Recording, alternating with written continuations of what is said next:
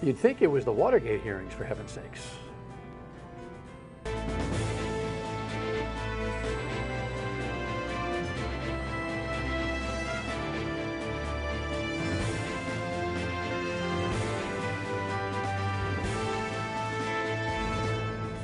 The Dan Yorke State of Mind program is brought to you in part by Lookout Rhode Island and Taco Comfort Solutions.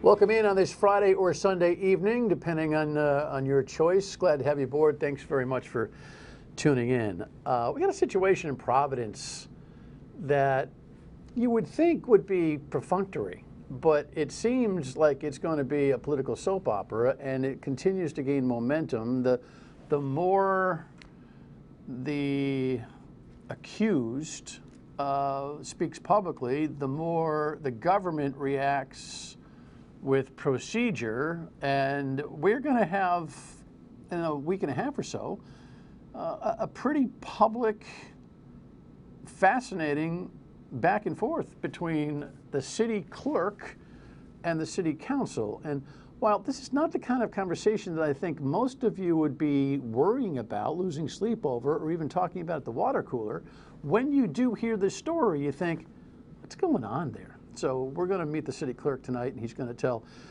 the abridged version of the story, because I'm sure he could go on forever. He was on the radio with me earlier this week, and we spent an hour, plus or minus some commercial time, right, and didn't get to everything, so hang in there. But there are a couple things we need to note. First, the presidential reaction to the race in Virginia and in New Jersey is, I think, pretty self-actualized. Joe Biden has said things like, you know what, we got to explain what we're doing. And he recognizes the general confusion that I think most Americans have for, what's actually constructively being done. Multiply that by a frustration over COVID just not going away completely and all the rigmarole that goes along with that. Democrats took a good hit with Glenn Youngkin winning the governor's seat, and with Phil Murphy in New Jersey just barely holding on. Historically, though, in New Jersey, it kind of makes sense if you do some of the political science math on it. Here's the fascinating thing. There are Republican gains in these sparse elections across the country. Most of those Republicans paid very little or no homage to Donald Trump,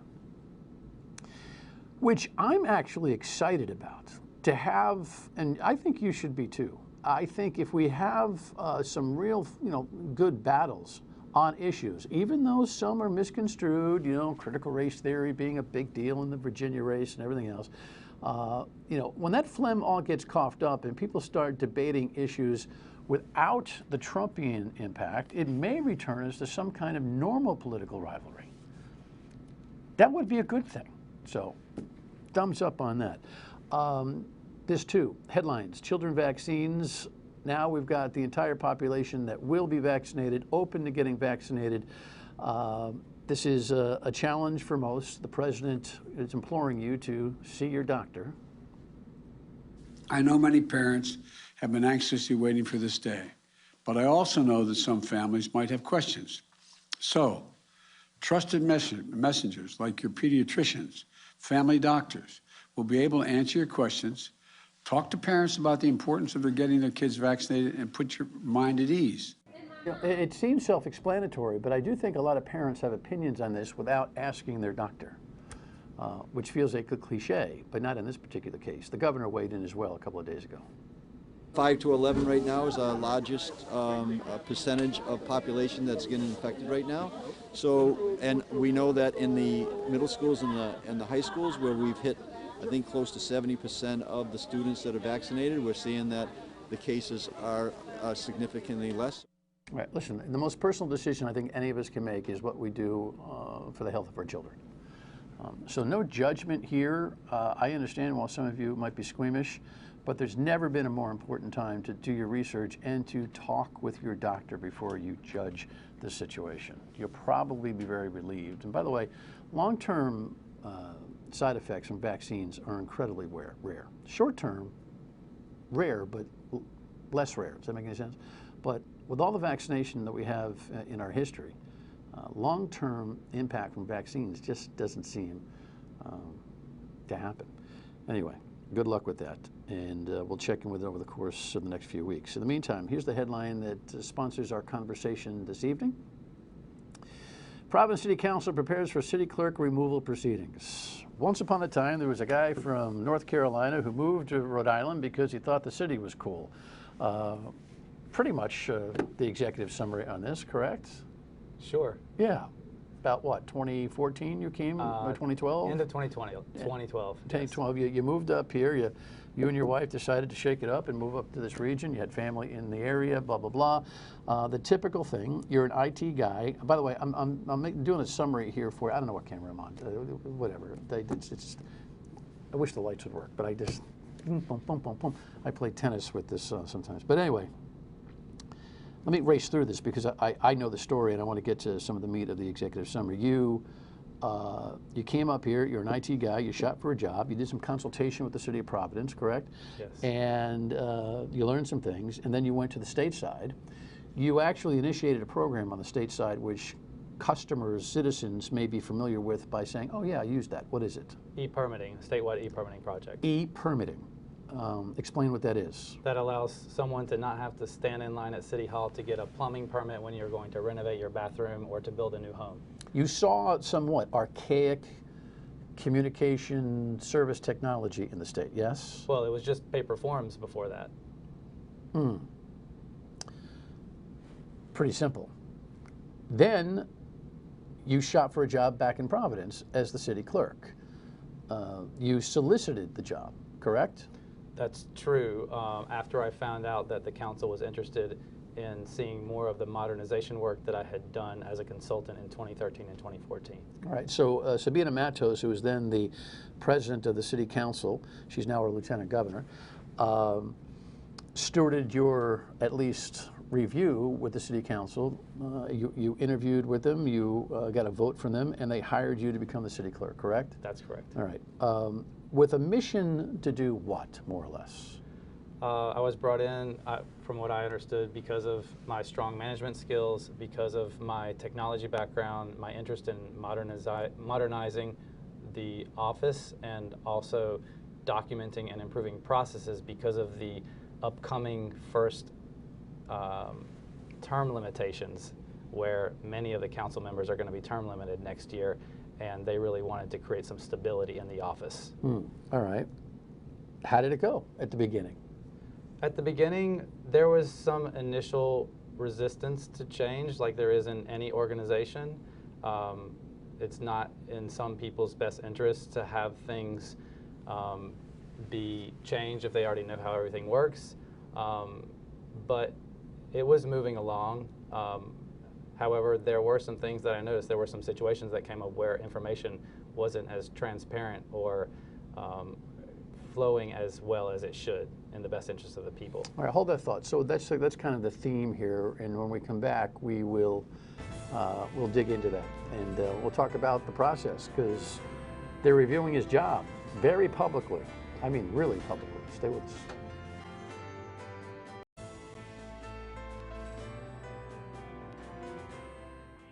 So Shawn Selleck is the Providence City Clerk. It dawns on me that I didn't even introduce him by name. Your name comes under the deal there, and there you are, you know, in COVID, operating a city council meeting. By the way, all controversy aside, what a nightmare that was, huh? For a year and a half. It was. It was a challenge. I didn't expect to be using my IT skills in that respect. Did that add to the stress, by the way, of what's going on here? Absolutely, I would say so. In what way? Well, people had to learn a completely new technology, and so it kind of halted the progress that I had been trying to bring about in the internal process. How long had you been on board before COVID hit, as we like to say? About a year. Okay. There's a note that I made to myself that I didn't ask back on the radio the other day, and it dawns on me that this is kind of a, you know, an obvious question that I missed. When you got approved by the city council, was there no political consensus for change? Meaning, everybody knew what you were bringing to the table in terms of systems improvement, transparency of information, right. Customer service, service to the counselors, because you believe that the counselors don't always have the right kind of edited paperwork in front of them when they're making decisions as bills move and get edited. They don't always see the redlining, so to speak. Was there nobody that, if this was the private sector, and I walked into the city, and I was the boss, right? And you were my new vice president of IT, and I had long-time employees in that department or an office. I'd walk in and say, by the way, everybody, as you know, we've been looking for someone to lead the department. Here's Shawn. The reason he's here is to do X, Y, and Z. There'll be some bumps in the road, as there always is, but I appreciate a complete show of support, honest feedback. But let's row in the same direction together.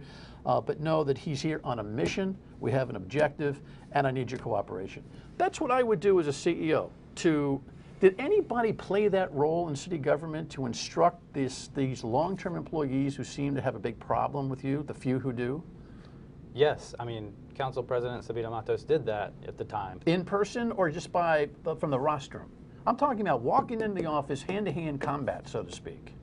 Well, there were meetings where, when there were some early on challenges and there was resistance, where the chief of staff came in and said, hey, this is why Shawn is here. He's here to improve the processes. We all need to follow his lead on that. Okay. So it did happen. It did happen. Does it feel fledgling or was it profound? I feel like it came across as a little bit more profound to the people who are receiving the message than it should have. Got it. So you've got 3 people in the office who are challenging the situation. All women, correct? Yes. If you read the headlines and you don't really dig into this story, you may get the misimpression that there's some kind of sexual harassment or, assaultive type of environment. That's not what we're talking about here, correct? That's not. In fact, the report even says that it's not. Yeah. Which report? There are a couple of reports. The council under the new president, the transition had John Igliozzi become the president. By the way, John won't participate in any of these conversations because he says that this is a personnel matter. But the tone has been, lost my train of thought for a second, the tone has been that there's this big, human behavior drama that's going on in there. And these reports, there I go, the reports that have been going on here, there's an HR report that more or less said, this guy's all right, correct? Yes, I mean, it highlights the fact that there has been a toxic work environment that I inherited. And so blaming me for the existence of that before doesn't make any sense. So you've had some independent minds still in City Hall who've looked at this thing and said, I don't know what all the hullabaloo is about. That's correct. Correct? Then there was more or less a prosecutorial report that came under the direction of the City Council president, a lawyer who did some work, who suggests that in the protocols of city government, she, a lawyer, can interview you about your gig, but you cannot have representation, correct? Right. You refused to have that discussion. Well, without a lawyer. Well, I wanted to have a meeting with her, but when she found out that I intended to bring counsel, she said that I was not entitled to bring legal counsel to my own hearing, which we knew from the beginning was a commissioned piece of fiction. I mean, the way that they had carried it out, the people that they selected in order to interview, it was a small set of people who we knew wanted to curry favor. Who's we? Well, I would say most people who look at this from the inside of City Hall, I mean, people walk up to me all of the time and apologize to me and say they can't believe what I'm being put through, and sometimes they even share their own personal stories of being mistreated in the same way that I'm being accused of these things. All right. So the dynamic is an attorney is acquired to seek the truth, doesn't want you to have an attorney. You don't think that's fair or balanced. I understand that. So you put out this missive It's a long narrative. It's 7 pages, single spaced, where you kind of go from soup to nuts, you know, once upon a time, all the way down to current. Who read that? The investigator. Meaning the attorney that wanted to interview you. That's correct. And anyone who has received this, you know, supposed confidential report, which all of the council people I know received it, and it was leaked to the press. You wrote that missive after she wrote her report about the situation, or what's the chronology? She conceded to allow me to give my testimony in writing because she would not allow me to give testimony in person with council present. Right. You understand what I'm saying? We got an employment. We got a human resources issue here that's becoming a Watergate type of protocol type of deal. Now, we're at a stage where you have been publicized for your challenge. Some would say sullied. You seem to keep a disposition of calm and cool. People watching the show going, I don't know, is this guy half a lunatic in the office or something? He certainly appears to be a calm, cool, collected guy. Got a little North Carolina accent too, so maybe that's a culture issue in Providence City Hall. I don't know. Do you have a loose screw? I mean, is there a part of you that when you're just up to here, all hell breaks loose in the office and you just make people very uncomfortable? I'm very passionate about good government. And I came here as a change agent to try to improve things in City Hall. And I didn't realize how that would not further the best interests of people who controlled information before I arrived.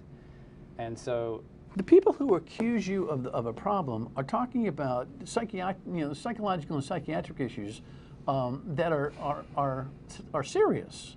Their representation about their own pain and suffering is serious. I found that very disturbing. I was frankly shocked. You think it's made up? Yeah, how could someone believe that someone who's coming there to improve processes and is very supportive of their staff and is trying to train their staff and has been working for these years to improve that office, I don't know how someone could even conceive that I would be responsible for someone's mental problems. But that's what's been out there, and so that's why this thing becomes, you know, pretty serious. There is a process. You actually found out about it when I was on the radio with you earlier in the week. Well, actually, it might be tonight. We record on Thursdays. You're seeing this on Friday and Sunday. There may have been a meeting that actually sets up the rules for your termination hearing or your review. What's it called, by the way? It's a termination hearing, or is it a review hearing, or what is it? It's called a public hearing. A public hearing. You wanted it to be public. The city charter requires that it be public. The whole personnel thing. Because I'm a council appointee. This is they're basically trying to remove a public official. I'm considered a public official because I'm appointed by Are you comfortable that it's a public environment? Well, you're here. Am, because I know that report, that commissioned report, is completely it's not completely, but it's based on interactions that I had with people and completely fabricating what took place in order to serve the only thing that makes me go, oh, is this thing at the door. There was a situation where you had a conflict with an employee, or a conversation with an employee. It's described one way in the report. You describe it another way. What happened?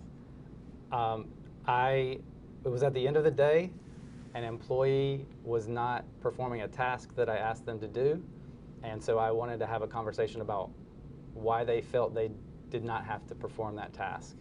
And you know, it's 4:29, City Hall. They were ready to go home. Punch clock. Let's go. That's right. And I happened to be closer to the door than the person, but You didn't step in. You didn't do the chest bump. You didn't do any of those things. No, sir. All right. When we come back, the real problem or the challenge here when it comes to the information and what the clerk is concerned about, that way. We'll be right back.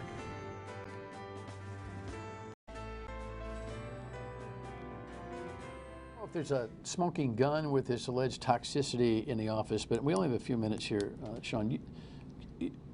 You feel that the city council president, I don't want to put words in your mouth, but more or less is pulling strings here and protecting what? against some of the processes that you put in place that you think would make more transparent the money and the power, correct? Yes. He's protecting his ability to control how information is displayed. Because your technology and your systems improvement will do what that's different than what's always been done? It provides the opportunity, if it would be employed that way, to make it clearer to the city council members who are voting on legislation and also to the public about the legislation that's being voted on, how it's changing, how it affects their lives personally, and helps them decide what the best decision is for the city of Providence. And you think he's uncomfortable with that?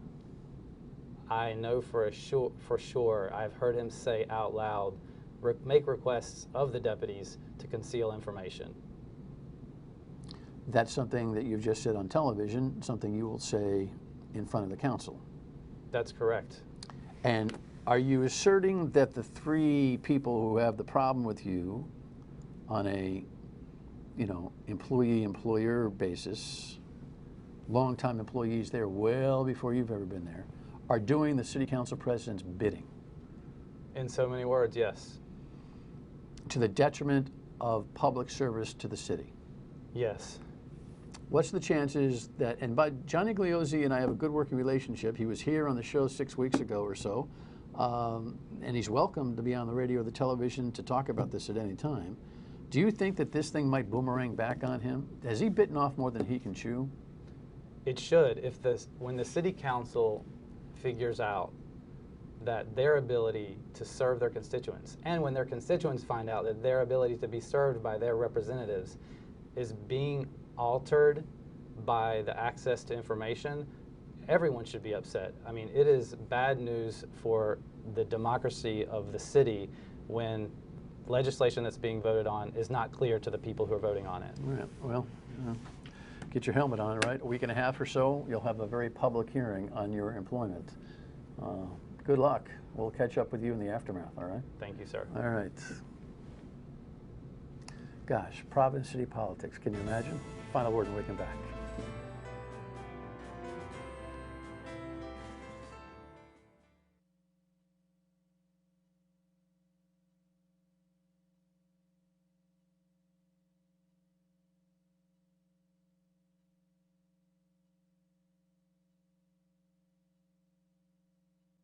So I'd expect that you should be tuning in, not this week, but the following week when the city clerk has got his trial for his job, more or less, public hearing, call it what you want.